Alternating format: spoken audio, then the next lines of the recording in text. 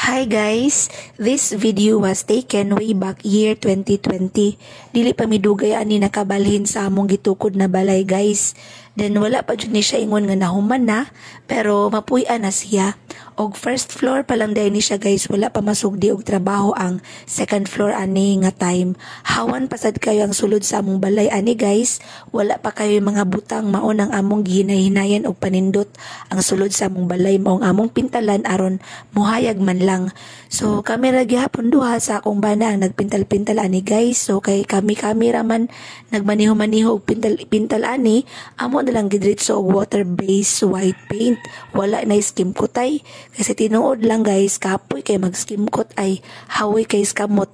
Nya gusto og dali nya kami raman magpintal kay sayangan manuhol magpatrabaho aw dritso ay na lang.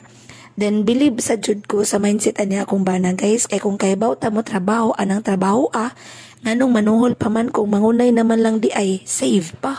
Bahala og di kanunay basta hinay-hinay na ay agi ginagmay mahuman ra gyapon madugay. Og tinuod ako jud kayong save kung mangunay og trabaho sa balay guys. Dugay tuod kay 2018 pagud ni gisugdan og hinay-hinay trabaho sa akong bana nga mong balay.